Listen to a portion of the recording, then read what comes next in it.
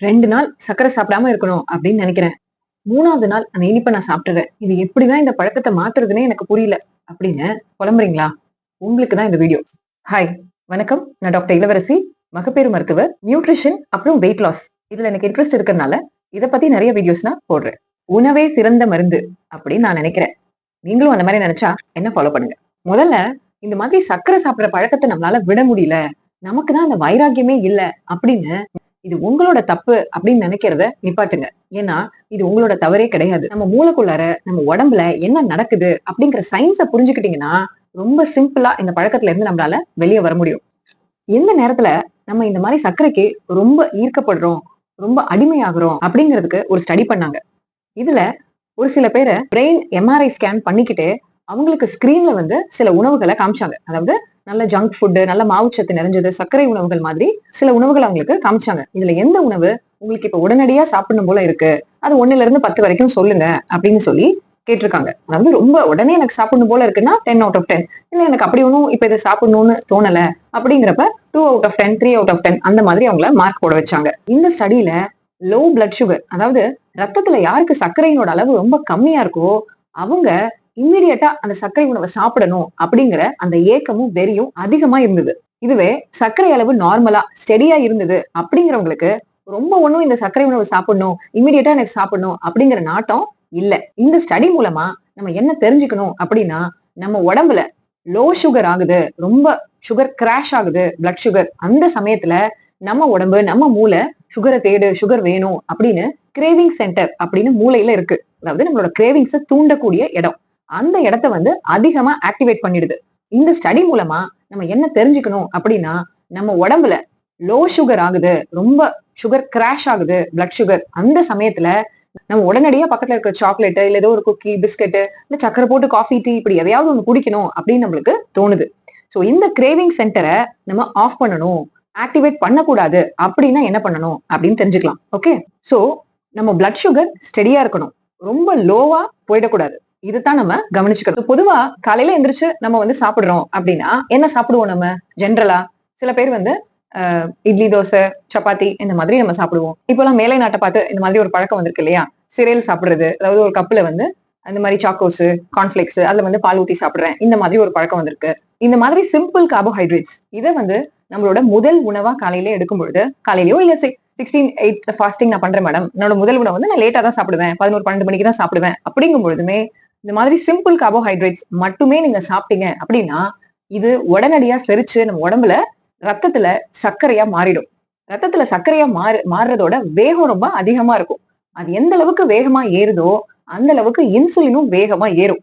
Insulin உடனே அந்த சர்க்கரையை குறைக்கணும் அப்படிங்கிறது அதோட வேலை. சோ இன்சுலினும் கூடவே ஏறுது அப்படின்ன உடனே சர்க்கரையோட அளவு குறைஞ்சே ஆகணும். சோ உடனே அது குறையவும் செய்யுது.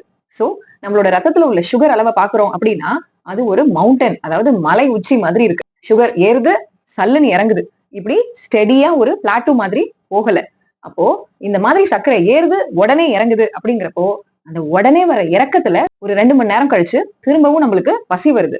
அந்த சமயத்துல மறுபடியும் நம்ம இதே மாதிரி சிம்பிள் கார்போஹைட்ரேட்ஸ் சீக்கிரமா செரிச்சு ரத்தத்துல சர்க்கரையா மாறுற மாதிரி உணவை சாப்பிட்டோம் அப்படின்னா திரும்ப திரும்ப இதே தான் நமக்கு நடந்துட்டு இருக்கு. சோ நம்ம ரத்தத்துல உள்ள சர்க்கரை அளவு மேல ஏறுது உடனே இறங்குது, மேல ஏறுது உடனே இறங்குது. இதனால நம்மளுக்கு நாள் பூரா பசி இருந்துகிட்டே இருக்கு, நாள் பூரா எனர்ஜி வேணும் அப்படின்னு நம்மளோட பிரெயின் வந்து அந்த கிரேவிங் சென்டர், அந்த கிரேவிங்ஸ் வரக்கூடிய இடத்த வந்து ஆக்டிவேட் பண்ணிக்கிட்டே இருக்கு. இதனாலதான் நம்ம வந்து டக்குன்னு ஒரு சாக்லேட் சாப்பிடுறோம், டக்குன்னு வந்து ஒரு ஐஸ்கிரீம் இந்த மாதிரிலாம் சாப்பிடணும் அப்படின்னு எண்ணம் நம்மளுக்கு அதிகமா தோண ஆரம்பிக்குது. இதுவே வந்து அந்த நாள் முடிய முடிய ஈவினிங் டைம்ல ரொம்ப பசி எடுக்கிறதுக்கு காரணமும் இதுதான். ஏன்னா நாள் பூரா அன்னைக்கு தேவையான நம்ம உடம்புக்கு தேவையான புரோட்டீன் அதை நம்ம எடுக்கவே இல்லை.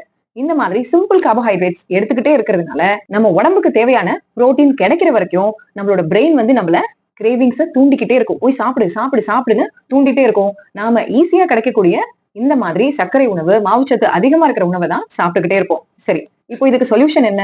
சிம்பிள். நம்ம காலை உணவுலயே ஃபர்ஸ்ட் எடுக்கிற, அதாவது ஃபாஸ்டிங் முடிஞ்சு சாப்பிடுறீங்க அப்படின்னாலோ இல்ல பிரேக்ஃபாஸ்ட் அப்படின்னு இருந்தாலோ ஃபர்ஸ்ட் உணவுலயே ஒரு நாளைக்கு தேவையான புரோட்டீன்ல 60% பிரேக்ஃபாஸ்ட்லயே நீங்க எடுத்துடணும். ஒரு நாளைக்கு ஒருத்தருக்கு எவ்வளவு புரோட்டீன் தேவை அப்படின்னு நான் ஏற்கனவே சொல்லியிருக்கேன். மறுபடியும் வேணாலும் நான் சொல்றேன். சிம்பிளா ஒருத்தருக்கு 1 கிலோவுக்கு 1 கிராம் புரோட்டீன் அப்படின்னு வச்சுக்கலாம். அதாவது 60 கிலோ இருக்கிற நபர் அப்படின்னா 60 கிராம் புரோட்டீன் கட்டாயம் எடுக்கணும் அப்படின்னு வச்சுக்கலாம். மினிமம் 50 கிராம்ஸ் புரோட்டீனாவது எடுக்கணும். சப்போஸ் 100 கிலோ இருக்கிறீங்க அப்படின்னா 90 கிராம் புரோட்டீனை மினிமம் எடுத்துதான் ஆகணும். ஸோ 90 கிராம்ல 60% அந்த புரோட்டீன் அளவை பிரேக்ஃபாஸ்ட்லயே நீங்க சாப்பிடணும். அதாவது கிட்டத்தட்ட 45-50 கிராம் புரோட்டீன் உங்களோட ஃபர்ஸ்ட் உணவு பிரேக்ஃபாஸ்ட்லயே வந்துடணும். சப்போஸ் நீங்க பால் கொடுக்குறீங்க, இல்ல மாசமா இருக்கீங்க, எக்ஸசைஸ் பண்றீங்கன்னா 1 கிலோவுக்கு 1.5 கிராம் புரோட்டீன், அதாவது 60 கிலோ இருக்கிறீங்க அப்படின்னா 90 கிராம் புரோட்டீன் நீங்க எடுக்கணும். நீங்களும் வந்து உங்களோட 60% புரோட்டீன் அளவை காலை உணவுலயே எடுக்கணும், ஃபர்ஸ்ட் உணவுலயே எடுக்கணும். அப்போ அந்த நாள் பூரா உங்களுக்கு உங்க பிரெயினுக்கு வந்து ஓகே நம்மளுக்கு இன்னைக்கு தேவையான புரோட்டீன் கிடைக்க ஆரம்பிச்சிருச்சு அப்படின்னு உங்களோட பிரெயினை நீங்க சாட்டிஸ்ஃபை பண்ணிடலாம். அப்போ அது கிரேவிங்ஸ் உங்களை போய் தூண்டிக்கிட்டே இருக்காது. சாப்பிடு சாப்பிடு சாப்பிடு அப்படின்னு தூண்டிக்கிட்டே இல்லாம அது சைலண்ட் ஆயிடும். உங்களோட பிளட் சுகர் அளவும் மேல ஏறி இறங்குறது அந்த மாதிரி இல்லாம ஒரு ஸ்டெடி பிளட் சுகரா மாற ஆரம்பிச்சிடும். அந்த புரோட்டீன் உணவு என்ன வேணாலும் இருக்கலாம். வெஜிடேரியன் அப்படின்னா நீங்க சுண்டல் சாப்பிடலாம், இல்ல பன்னீர் சாப்பிடலாம், இல்ல நான்வெஜ் உணவு சாப்பிடலாம், இல்ல எக் சாப்பிடலாம். முழு உணவா சாப்பிடுங்க. எதா இருந்தாலும் சரி, பன்னீர் அப்புறம் எக்கு நான்வெஜ் இப்படி எதா இருந்தாலும் அதுல உள்ள கொழுப்பை நீக்கிட்டு நான் சாப்பிடுறேன் அப்படி இல்லாம அத கொழுப்போட சேர்த்து முழு உணவா சாப்பிடுங்க. அந்த உணவுல வந்து கொஞ்சமா கார்ப்ஸ் வேணும்னா நம்ம சேர்த்துக்கலாம். பட் புரோட்டீன் அதுதான் மெயினா இருக்கணும். கார்ப்ஸ் அப்படிங்கிறது ரொம்ப ரொம்ப கம்மியான அளவுல ஜஸ்ட் ஒரு டேஸ்ட்டுக்கு அந்த மாதிரி. ஃபார் எக்ஸாம்பிள் நீங்க வந்து சப்பாத்தி பன்னீர் கிரேவி அப்படின்னா ஒரு 150 கிராம் பன்னீர் இருக்கணும், ஒரே ஒரு சப்பாத்தி இருக்கணும், அப்புறம் ஒரு கப் சுண்டல். இந்த மாதிரி காலை உணவே வந்து அதாவது ஃபர்ஸ்ட் உணவே வந்து நல்ல புரோட்டீன் ரிச்சா எடுத்துட்டீங்க அப்படின்னா அதுக்கப்புறம் உங்களுக்கு ஒரு காஃபி குடிக்கணும், டீ குடிக்கணும், சாக்லேட் சாப்பிடணும், பிஸ்கட் சாப்பிடணும், இந்த மாதிரி ஒரு எண்ணமே வராது. உடனே சாப்பிடணும் அப்படிங்கிற மாதிரி ஒரு எண்ணம் வராது. சோ ஒரு தோசையில 3 முட்டை போட்டு முட்டை தோசை அப்படின்னு நீங்க சாப்பிடலாம். அதுக்கு வந்து ஒரு கடலை சட்னி இல்ல தேங்காய் சட்னி அந்த மாதிரி சாப்பிடலாம். ஒரு இட்லிக்கு ஒரு நான்வெஜ் கிரேவி மாதிரி ஒரு ஃபர்ஸ்ட் வந்து ஒரு 4-5 பீஸ் நான்வெஜ் சாப்பிட்டுட்டு அப்புறம் அந்த இட்லிக்கு அந்த கிரேவியை தொட்டு சாப்பிடுறது. இந்த மாதிரி உங்களோட ஃபர்ஸ்ட் உணவுல புரோட்டீன் தான் மேக்சிமம் இருக்கணும். அதுவும் ஒரு நாளைக்கு எவ்வளவு புரோட்டீன் தேவை அப்படிங்கறத கால்குலேட் பண்ணி நாளே வந்து நாளை காலையில ஃபர்ஸ்ட் உணவு என்ன சாப்பிட போறோம் அப்படிங்கறத பிளான் பண்ணிடுங்க. இந்த மாதிரி நீங்க பிளான் பண்ணிட்டீங்க அப்படின்னா ஈஸியா வந்து நாளைக்கு மத்தியானம் வரைக்கும் நம்ம சர்க்கரையை சாப்பிடாம இருக்கணும் அப்படின்னு நீங்க நினைச்சாலே போதும். ஃபர்ஸ்ட் உணவுல கிடைக்கிற புரோட்டீன்லயே உங்களுக்கு கிரேவிங்ஸ் கம்ப்ளீட்டா ஸ்டாப் ஆயிடும். அதுக்கு அப்புறம் லஞ்ச் டின்னர் சாப்பிடும் பொழுது நீங்க மீதி 40% புரோட்டீனையும் டேக்கிள் பண்ணிட்டீங்க அப்படின்னா 100% உங்களுக்கு கிரேவிங்ஸ்ல இருந்து நீங்க தப்பிச்சிடலாம். இன்னும் ரொம்ப முக்கியமான விஷயம், உங்க ஃபர்ஸ்ட் மீல் பிரேக்ஃபாஸ்ட்ல சுகர் கட்டாயம் இருக்கக்கூடாது. அதாவது ஒரு ஜூஸ் குடிக்கிறேன், இந்த மாதிரி நான் வந்து ஒரு பன்னீர் சாப்பிட்டுட்டு சுண்டல் சாப்பிட்டுட்டு ஒரு கப் ஜூஸ் குடிக்கிறேன், இந்த மாதிரி ஃபர்ஸ்ட் மீல்ல சர்க்கரை உணவு இருக்கவே கூடாது. இல்ல மேடம் அது ஜூஸ் தானே அப்படின்னா ஜூஸ் பத்தி நான் ஏற்கனவே சொல்லியிருக்கேன். ஜூஸ் அப்படிங்கிறது நீங்க அதுல உள்ள ஃபைபர் எல்லாம் எடுத்துட்டு வெறும் சர்க்கரை தண்ணியா அதை புழிஞ்சு சாப்பிடுறீங்க. அதனால ஜூஸ் குடிக்காதீங்க. இந்த மாதிரி காலையில எழுந்தோன்னு நான் வந்து ஒரு ஸ்மூதி மட்டும் குடிச்சிட்டு வேலைக்கு போறேன், ஒரு சியா சீட்ஸ் வந்து தயிர்ல மிக்ஸ் பண்ணி அதை மட்டும் நான் சாப்பிட்டுட்டு போறேன், இந்த மாதிரி சிம்பிளா எடுக்காதீங்க. புரோட்டீன் உணவாவே இருந்தாலும் ஃபைபராவே இருந்தாலும் இந்த மாதிரி சிம்பிளா காலையில எடுக்காதீங்க. உங்களோட ஃபர்ஸ்ட் உணவு நல்ல புரோட்டீன் நிறைஞ்சதா இருக்கணும். புரோட்டீன் லோடட் பிரேக்ஃபாஸ்ட் அப்படின்னு இதை நம்ம சொல்லலாம்.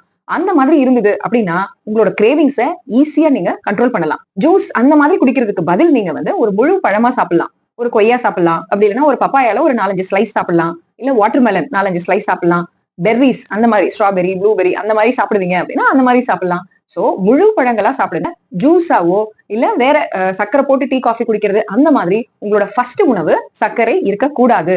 ஃபர்ஸ்ட் எடுத்த உடனே சர்க்கரையில உங்க பிரெயினை தூண்டாதீங்க. ஏன்னா சுகர் கிராஷ் இதுக்கு பேரு. சோ சுகர் மேல ஏறுது இறங்குது அப்படின்னாலே என்ன ஆகும், சுகர் கிராஷ் வந்துடும்.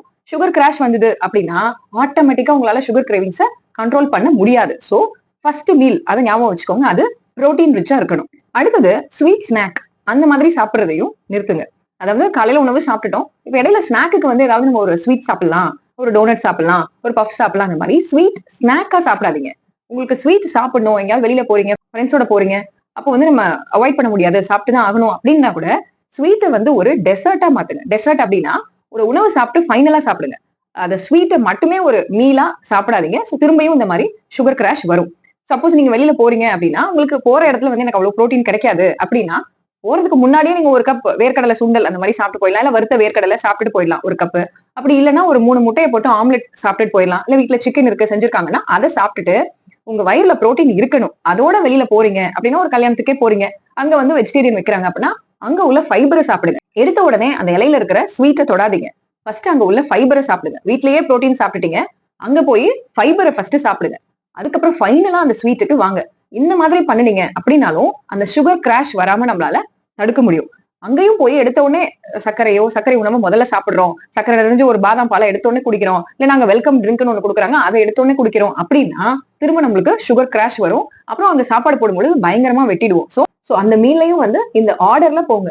ஃபர்ஸ்ட் புரோட்டீன், ஃபைபர், கடைசியா கொஞ்சம் டெசர்ட். அப்படி சாப்பிடும்பொழுது நம்மளால ரொம்ப நம்மளோட சுகர் வந்து மேல ஏறாம அட்லீஸ்ட் ஒரு 20-30% வந்து சுகர் ஸ்டெடி ஆகிறதுக்கு நம்மளால ஹெல்ப் பண்ண முடியும். ஏன்னா அந்த புரோட்டீனும் ஃபைபரும் இருக்கு அந்த உணவுல அப்படின்னா நீங்க டெசர்ட்டா சக்கரை சாப்பிடும்போது ரொம்ப ஓவரா சுகர் கிராஷ் வராம ஓரளவுக்கு நம்மளால அதை தடுக்க முடியும். லேடிஸ்க்கெல்லாம் வந்து பீரியட்ஸ் வரதுக்கு ஒரு 1 வீக் 10 டேஸ் முன்னாடி ஒரு சுகர் கிரேவிங் மாதிரி இருக்கும். ஒரு மாதிரி மூட் ஆஃபா இருக்கிறப்ப சுகர் சாப்பிடணும் போல இருக்கும். இந்த மாதிரி நம்மளுக்கு மூட் அவுட்டா இருக்கிறப்பவும் நம்ம கொஞ்சம் ஸ்வீட் சாப்பிட்டா டோபமின் அப்படிங்கிற ஹார்மோனை நம்ம பிரெயின் ரிலீஸ் பண்ணும். அது நம்மள குஷியாக்கும் அப்படின்னு நம்ம பிரெயினுக்கு தெரியும். சோ அந்த மாதிரி நேரத்திலயும் நம்மள ஸ்வீட் சாப்பிட தூண்டும். இந்த மாதிரி நேரத்துல முழு பழங்களா சாப்பிடுங்க. முழு பழங்கள் சாப்பிடுங்க. அப்படி இல்லைன்னா நட்ஸ் சாப்பிடுங்க. 2 பிஸ்தா, 2 பாதாம், 2 முந்திரி அந்த மாதிரி சாப்பிடுங்க. அப்படி இல்லைன்னா முழு பழங்கள் சாப்பிடுங்க. ஜூஸ் பண்ணி மட்டும் குடிக்காதீங்க. வெறும் ஸ்வீட்டாவும் சாப்பிடாதீங்க. டெசர்ட்டா சாப்பிடுங்க. Finally trigger point. அதாவது உங்களை ஸ்வீட் சாப்பிட வைக்கிறது எது எது வந்து நம்மள ட்ரிகர் பண்ணுது அப்படிங்கறத ஐடென்டிஃபை பண்ணுங்க, கண்டுபிடிங்க. அதாவது வந்து நம்ம பக்கத்துல இருக்கிற ஃப்ரெண்ட் வந்து எப்ப பார்த்தாலும் சாப்பாட்டை பத்தியே பேசிக்கிட்டு அங்க போய் சாப்பிடலாம், இங்க போய் சாப்பிடலாம், இதை சாப்பிடலாம், அதை சாப்பிடலாம், இங்க பாரு எவ்வளவு சூப்பரா இருக்கு அப்படின்னு சொல்லி சாப்பாட்டை பத்தியே பேசுறாங்களா? அவங்க உங்களை ட்ரிகர் பண்றாங்களா? இல்ல போன்ல வந்து ரீல்ஸ் பார்க்கும் பொழுது சாப்பாட்டை பத்தியே வருது, அது உங்களை ட்ரிகர் பண்ணுதா? இல்ல உங்க வீட்டுல இருக்கிற ஏதோ ஒரு ஸ்நாக்ஸ் டப்பா வந்து உங்க கண்ணை உறுத்துதா? இந்த மாதிரி எது உங்களை ட்ரிகர் பண்ணுது அப்படிங்கறத கண்டுபிடிங்க. அதை அவாய்ட் பண்ணுங்க. ஒவ்வொரு நாளும் இதை நீங்க ஃபாலோ பண்றீங்க அப்படின்னாலே ஈஸியா உங்களால சர்க்கரையில இருந்து வெளியே வர முடியும்.